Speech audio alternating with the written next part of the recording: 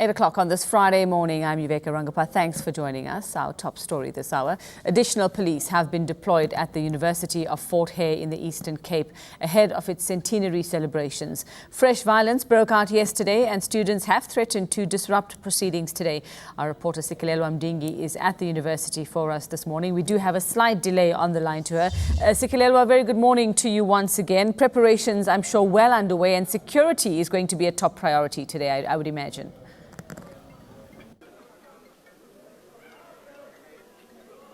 Good morning, Yuveka. Yes, security quite tight here at the university. We do know that a bit of protest took place last night. One of the gentlemen of the security that I spoke to saying that around 4 p.m.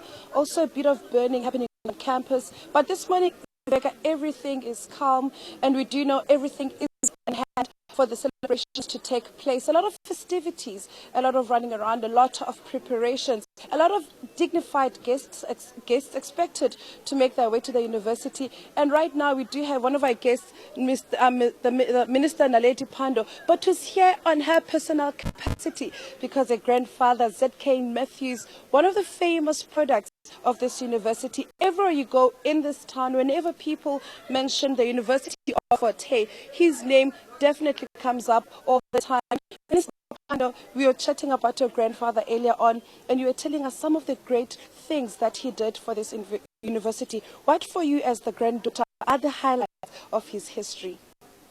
Well, I think firstly the fact that he was the first African to graduate from the University of South Africa was a very important milestone to African people in South Africa. And then, of course, his attachment to the University of Fort Hare, which was conceived by African intellectuals, by missionaries, by traditional leaders, as a place of learning for young black people in South Africa. This university didn't exclude on the basis of race. In fact, in its early history, all races could attend this institution until it was made an ethnic university through apartheid law in 1959. But the fame of ZK Matthews is really also the Freedom Charter.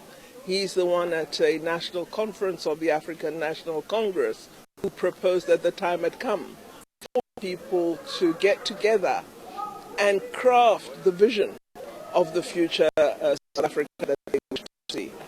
And talking about the vision of a future South Africa, they would have liked to see, it's 100 years since this university that we're celebrating today, a new generation of students on this campus, quite a number of challenges as well.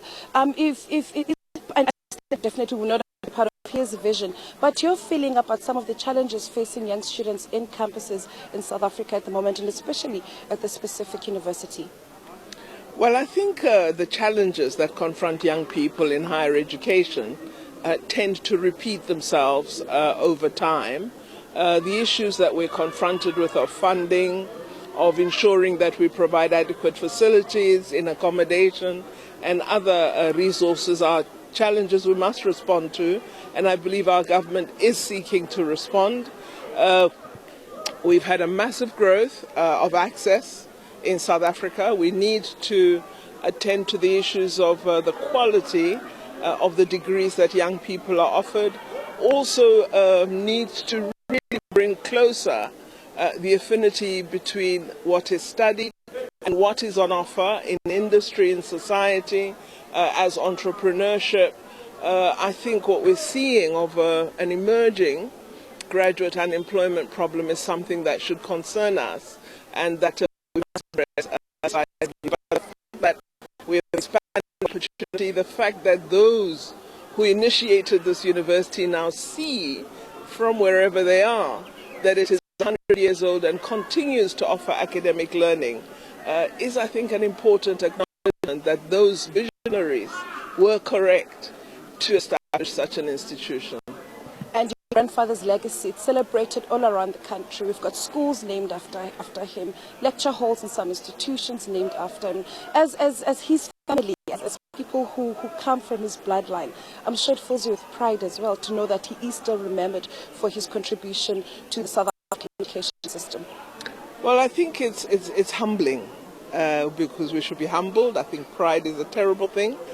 but we should be humbled and should seek in some way to mirror his commitment to service, because that is what he was very well known for, was a commitment to his people, commitment to service, and a person who had new ideas, who could be proactive and understood the society needs to think beyond itself. And thank you, Minister. And it is those ideas that influence people to decide to want to come to this university, Veka. I remember when I had a conversation with Reverend Makenga Sister on Monday, said the one thing that made him want to come to the university, he came in 1969. He wanted to come to the forte of Z.K. Matthews. At the time, the professor was not even at this institution, but his history was what made him aspire to come and graduate, walk in the corridors of this institution. Over the next 2-3 hours, Uveka, we're expecting more guests to start arriving at 10 o'clock. Around 10 o'clock, we will be making our way to the home of Professor Z.K. Matthews in the town of Alice, where we will be commemorating his memory as well. Back to you. All right, and we look forward to the conversations that will follow in the next few hours. That's eNCA Sikelelwa Mdingi. She's at Fort Hare University in Alice for us this morning.